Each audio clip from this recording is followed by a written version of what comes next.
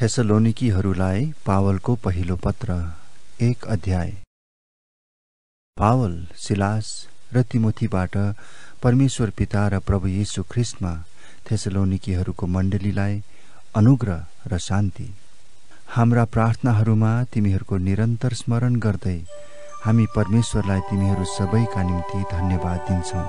हाम्रा परमेश्वर पिताको सामुन्ने हाम्रा प्रभु येशू ख्रिस्टमा तिमीहरूका विश्वासको काम, प्रेमको परिश्रम र आशाको धैर्य निरन्तर सम्झन्छौँ। भाइ हो परमेश्वरका प्रियहरू, तिमीहरूलाई उहाँले चुन्नु भएको हामीलाई थाहा छ, किनभने हाम्रो सुसमाचार तिमीहरू कहाँ वचनमा मात्र आएन, तर शक्ति र पवित्र आत्मामा अनि सम्पूर्ण निश्चयता साथ आएको हो।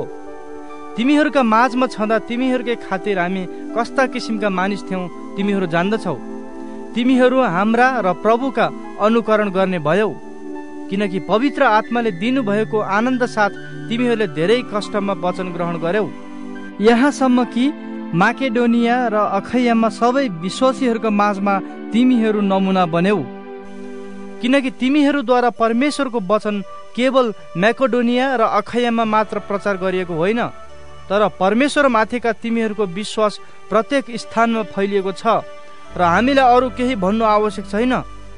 किनकि जुन किसिमले हाम्रो स्वागत तिमीहरू कहाँ भयो अनि जीवित र साँचो परमेश्वरको सेवा गर्न तिमीहरू मूर्तिहरूबाट परमेश्वरतर्फ फर्क्यौ, सो त मानिसहरूले नै बताउँछन्। अनि स्वर्गबाट आउनुहुने उहाँका पुत्र, जसलाई उहाँले मृतकबाट उठाउनु भयो, उहाँकै प्रतीक्षा तिमीहरू गर्दछौ, अर्थात् येशूको, जसले आउन लागेको क्रोधबाट हामीलाई छुटकारा दिनुहुन्छ। पहिलो थेसलोनिकी 2 अध्याय। भाइ हो, तिमीहरू कहाँ हाम्रो आगमन व्यर्थ नभएको तिमीहरू आफैलाई थाहा छ। हामीले अघिबाटै फिलिप्पीमा कष्ट भोग्यौं र अपमानित भयौं भन्ने कुरा तिमीहरूलाई थाहा छ। तर घोर विरोध छँदा छँदै पनि परमेश्वरको सुसमाचार प्रचार गर्न हामीलाई परमेश्वरमा साहस मिलेको थियो, किनकि हाम्रो अर्थी उपदेश भूल वा अशुद्धताबाट उब्जेको होइन, न त यो छल कपटले भएको हो।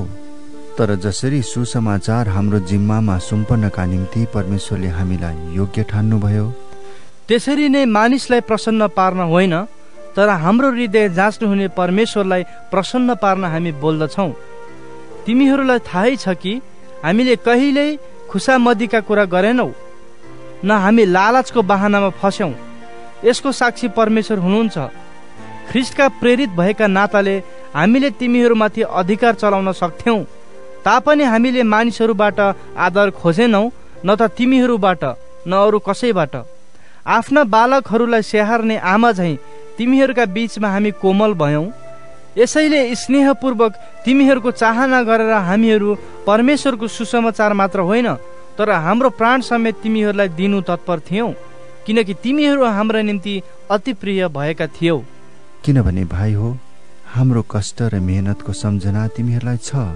तिमीहरू कसैलाई बोझ नबोकाऊ भनेर दिन रात काम गरी हामीले परमेश्वरको सुसमाचार तिमीहरूलाई प्रचार गर्यौं।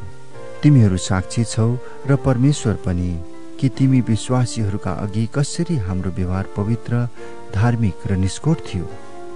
किनकि तिमीहरूलाई थाहै छ, बाबुले आफ्ना छोराछोरीहरूलाई जस्तै गरी हामीले तिमीहरू प्रत्येकलाई कसरी अर्थी उपदेश दिँदै र साहस पनि दिँदै तिमीहरूलाई आदेश दियौं। यस हेतुले कि तिमीहरूको चालचलन परमेश्वरको योग्य होस्, जसले तिमीहरूलाई उहाँको आफ्नै राज्य र महिमामा बोलाउनुहुन्छ। यसकारण यसको निम्ति हामी पनि परमेश्वरलाई निरन्तर धन्यवाद चढाउँछौँ कि तिमीहरूले हामीबाट सुनेका वचन, जो वास्तवमा परमेश्वरको वचन हो, सो तिमीहरूले मानिसको वचन जस्तै होइन, तर परमेश्वरको वचन जस्तै ग्रहण गर्यौ, जुन वचनले तिमी विश्वासीहरूमा काम गर्दछ। किनकि भाइ हो, ख्रिस्ट येशूमा यहुदियामा भएका परमेश्वरका मण्डलीहरूको अनुकरण गर्ने तिमीहरू भयो, किनकि आफ्नै देश भाइहरूबाट तिमीहरूले जसरी दुःख भोग्यौ, त्यसरी तिनीहरूले यहुदीहरूबाट दुःख भोगेका थिए। यी यहुदीहरूले नै प्रभु येशू ख्रिस्टलाई र अगमवक्ताहरूलाई मारे र हामीलाई पनि बाहिर धपाए र परमेश्वरलाई अप्रसन्न तुल्याउँछन् अनि सबै मानिसहरूको विरोध गर्छन्। अन्य जातिहरूको उद्धार होस् भनेर तिनीहरूसँग बोल्नमा हामीलाई बाधा दिए। यसरी सधैँ उनीहरू आफ्नो पापको नापो भर्छन् तर अन्त्यमा परमेश्वरको क्रोध तिनीहरूमाथि परेको छ। किनकि भाइ हो, हृदयबाट होइन तर आँखाको सोझो तिमीहरूसँग अल्प समयको निम्ति बिछोड भएका हुनाले उत्कट इच्छाले तिमीहरूलाई मुखामुख भेट गर्न उत्सुकता साथ हामीले चेष्टा गर्यौं। किनकि हामी तिमीहरू कहाँ आउन खोजेका थियौं। म पावल चाहिँ बारम्बार आउन चाहे, तर शैतानले हामीलाई रोक्यो। हाम्रा प्रभु येशू जब आउनुहुन्छ त्यस बेला उहाँको सामुन्ने हाम्रो आशा वा आनन्द वा गर्वको मुकुट तिमीहरू नै होइनौ र? निश्चय हाम्रो गौरव र आनन्द तिमीहरू नै हौ। पहिलो थेसलोनिकी 3 अध्याय। यसकारण जब हामीले सहन सकेनौं तब एथेन्समा एक्लै छोडिन हामी राजी भयौं र तिमीहरूलाई विश्वासमा स्थिर गराउन र अर्ती उपदेश दिन परमेश्वरमा ख्रिस्टका सुसमाचारको सेवक हाम्रा भाइ तिमोथीलाई हामीले पठायौं, ताकि यी कष्टहरूले गर्दा कोही नडगमगाओस्। तिमीहरू आफैलाई थाहा छ कि यसैको निम्ति हामी खटाइएका हौं। किनकि जब हामी तिमीहरूसँग थियौं तब तिमीहरूले कष्ट भोग्नै पर्छ भनी हामीले अघिबाटै भनेका थियौं। यो साँच्चै हुन पनि आयो, सो तिमीहरूलाई थाहा छ। यसकारण मैले अझै सहन नसक्दा परीक्षा गर्नेले कुनै किसिमले तिमीहरूलाई परीक्षामा पार्यो कि भनी र हाम्रो परिश्रम व्यर्थै जाला कि भन्ने डरले तिमीहरूको विश्वास थाहा पाउनलाई मैले तिनलाई पठाएँ। तर अहिले तिमोथी तिमीहरू कहाँबाट हामी कहाँ आएर तिमीहरूको विश्वास र प्रेमको असल खबर हामीलाई सुनाए। तिमीहरूले हामीलाई भेट्न ज्यादै इच्छा गरी सधैँ प्रेमसँग हाम्रो सम्झना गर्दछौ भन्ने खबर तिनले दिए। हामी पनि तिमीहरूलाई भेट्न त्यत्तिकै चाहना गर्दछौ। त्यसै कारण भाइ हो, तिमीहरूका विश्वासको कारणले हाम्रा सारा दुःख र क्लेशमा तिमीहरूका विषयमा हामीले सान्त्वना पाएका छौं। किनकि यदि तिमीहरू प्रभुमा दरिला रह्यो भने हामी जीवित रहन्छौं। सबै आनन्द जो तिमीहरूका खातिर परमेश्वरमा हामी अनुभव गर्छौं त्यसको निम्ति र तिमीहरूका लागि हामी परमेश्वरलाई के धन्यवाद दिन सक्छौं र? तिमीहरूलाई आम्ने सामने भेटेर तिमीहरूका विश्वासको कमी पूरा गर्ने हेतुले हामी दिनरात जोशको साथ प्रार्थना गर्छौं। अब हाम्रा परमेश्वर र पिता स्वयंले र हाम्रा प्रभु येशूले तिमीहरू कहाँ आउने हाम्रो बाटो खोलिदिउन्। जसरी हामी तिमीहरूलाई प्रेम गर्दछौं त्यसरी नै प्रभुले तिमीहरूलाई एउटाले अर्कासँग र सबै मानिससँग प्रेममा बढ्ने र प्रशस्त भइरहने तुल्याउन्। यस हेतुले कि उहाँका सबै सन्तहरूका साथमा हाम्रा प्रभु येशू ख्रिस्टको पुनरागमन हुँदा उहाँले हाम्रा परमेश्वर पिताको सामुन्ने तिमीहरूका हृदय पवित्र र निष्खोट तुल्याई स्थिर गराउन्। पहिलो थेसलोनिकी 4 अध्याय। अन्त्यमा भाइहरू, प्रभु येशूमा हामी तिमीहरूलाई आग्रहपूर्वक बिन्ती गर्छौं र अति दिन्छौं कि तिमीहरूले कसरी जिउनु र परमेश्वरलाई प्रसन्न तुल्याउनु पर्छ भन्ने तिमीहरूले हामीबाट सिक्यौ र त्यसो गर्दै पनि छौ। त्यसैमा तिमीहरू झन बढ्दै जाओ। किनकि तिमीहरूलाई थाहा छ हामीले प्रभु येशूद्वारा कुन कुन आदेशहरू तिमीहरूलाई दियौं। किनकि परमेश्वरको इच्छा जो तिमीहरूको पवित्रकरण पनि हो सो यो हो कि तिमीहरू व्यभिचारबाट अलग बस, पवित्रता र आदर साथ आफ्नो निम्ति पत्नी लिनु, सो तिमीहरू प्रत्येकले जान। तर परमेश्वरलाई नचिन्ने अविश्वासीहरू जस्तै कामुकताको कुवासनामा नबस। यस विषयमा कसैले अपराध गरेर आफ्नो भाइलाई खराबी नगरोस्, किनकि यस्ता सबै कुरामा बदला लिनुहुने प्रभु नै हुनुहुन्छ। हामीले तिमीहरूलाई अगाडि नै यसबारे गम्भीर चेतावनी दिएका छौं। किनकि परमेश्वरले हामीलाई अशुद्धताको निम्ति होइन तर पवित्रतामा बोलाउनु भएको छ। यसै कारण जसले यस कुराको अवहेलना गर्छ त्यसले मानिसको होइन तर परमेश्वरको अवहेलना गर्छ, जुन परमेश्वरले तिमीहरूलाई आफ्ना पवित्र आत्मा दिनुहुन्छ। तर भाइहरू प्रतिका प्रेमको विषयमा कसैले तिमीहरूलाई लेख्न खाँचो छैन, किनकि एउटाले अर्कालाई प्रेम गर्नु भन्ने तिमीहरू आफैले पनि परमेश्वरबाट शिक्षा पाएका छौ। माकेडोनिया भरि सबै भाइहरूलाई तिमीहरू साँच्चै नै प्रेम गर्दछौ। तर भाइ हो, झन बढी त्यसो गर्दै जाओ भनी हामी तिमीहरूलाई अर्ती उपदेश दिन्छौ। हामीले तिमीहरूलाई आज्ञा दिए झैं तिमीहरू शान्त रहने, आफ्नै धन्दाको फिक्री गर्ने र आफ्नै हातले काम गर्ने प्रयत्न गर, ताकि बाहिरकाहरूद्वारा आदर पाउन सक र कसैको भरमा नपर। तर भाइ हो, सुति गएकाहरूका विषयमा तिमीहरू अजान बस भन्ने हामी इच्छा गर्दैनौ र तिमीहरूले आशा नहुने मानिसहरू जस्ता शोक गर्नु नपरोस्। किनकि हामी विश्वास गर्छौं कि येशू मर्नुभयो र फेरि जी उठ्नुभयो र त्यसरी नै परमेश्वरले उहाँमा सुति गएकाहरूलाई येशूद्वारा ल्याउनु हुनेछ। प्रभुको वचनद्वारा हामी तिमीहरूलाई घोषणा गर्छौं कि हामी जो जीवित छौं र प्रभुको पुनरागमनसम्म बाँचिरहन्छौं, सुति गएकाहरूलाई कुनै किसिमले पनि उछिन्ने छैनौं।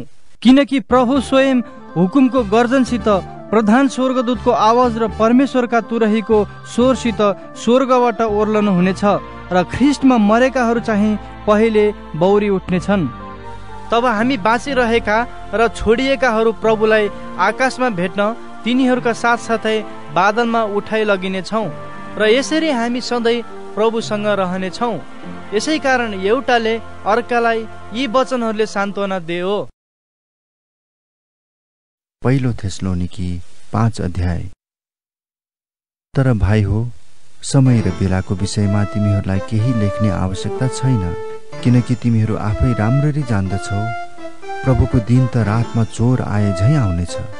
जब मानिसहरू शान्ति र सुरक्षा भनिरहेका हुन्छन्, तब गर्भवती स्त्रीलाई व्यथा लागे झैँ अचानक तिनीहरूमाथि विनाश आइलाग्छ र तिनीहरू कुनै रीतिले उम्कने छैनन्।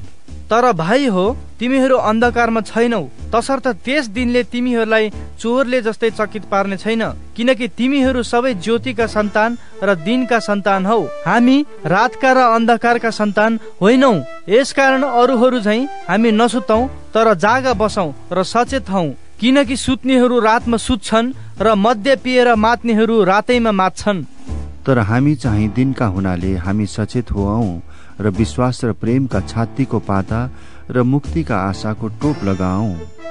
किनकि परमेश्वरले हामीलाई क्रोधको निम्ति होइन, तर हाम्रा प्रभु यीशु ख्रिस्टद्वारा मुक्ति प्राप्त गर्नलाई अघिबाटै नियुक्त गर्नुभएको हो।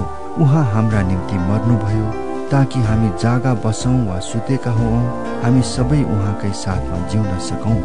यसकारण एउटाले अर्कालाई प्रोत्साहन देऊ र एउटाले अर्कालाई दरिलो पार्ने काम गर, जस्तो तिमीहरू गर्दै पनि छौ। तर भाइ हो, हामी तिमीहरूलाई आग्रहपूर्वक बिन्ती गर्दछौं कि तिमीहरूका माझमा परिश्रम गर्नेहरू जो प्रभुमा अगुवाहरू हुन् र तिमीहरूलाई चेतावनी दिन्छन्, तिनको आदर गर र तिनीहरूका कामको खातिर तिनीहरूलाई प्रेम साथ अति उच्च आदर गर। तिमीहरू आपसमा मेलमिलापमा बस। भाइ हो, हामी तिमीहरूलाई अर्ती दिन्छौं कि अल्छेहरूलाई चेतावनी देऊ, हरेस खानेहरूलाई दिलासा देऊ, कमजोरीहरूलाई मद्दत गर, ती सबैसँग सहनशीलता देखाओ। याद राख, कसैले खराबीको बदलामा खराबी नगरोस्, तर एउटाले अर्को र सबैसँग सधैँ भलाइ गर्ने चेष्टा गर। सधैँ आनन्दित रहो, निरन्तर प्रार्थना गरिरहो, सबै परिस्थितिमा धन्यवाद देऊ, किनकि ख्रिस्ट येशूमा तिमीहरूका लागि परमेश्वरको इच्छा यही हो। पवित्र आत्मालाई ननिभाऊ, अगमबानीलाई तुच्छ नठान, सबै कुराको जाँच गर, जुन कुरा असल छ त्यसैमा दृढ रहो, सबै किसिमका खराबीबाट अलग बस। शान्तिका परमेश्वर आफैले सम्पूर्ण रूपले तिमीहरूलाई चोखा तुल्याउन् र तिमीहरूका समस्त आत्मा, प्राण र शरीर हाम्रा प्रभु येशू ख्रिस्टको आगमनमा निष्कलङ्क रहन्। तिमीहरूलाई बोलाउनु हुने विश्वासयोग्य हुनुहुन्छ, उहाँले यो गर्नु नै हुनेछ। भाइ हो, हाम्रा निम्ति प्रार्थना गर।